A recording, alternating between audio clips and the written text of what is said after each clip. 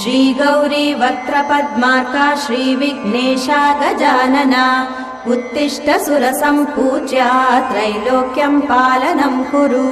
श्रीगौरी वक्त्रपद्मार्का श्रीविघ्नेशा गजानना उत्तिष्ठ सुरसम्पूज्या त्रैलोक्यं पालनं कुरु।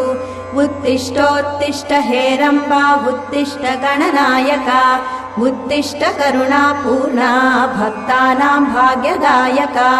उत्तिष्ठोत्तिष्ठ हेरम्बा उत्तिष्ठ गणनायका उत्तिष्ठ करुणापूर्णा भक्तानां भाग्यदायका।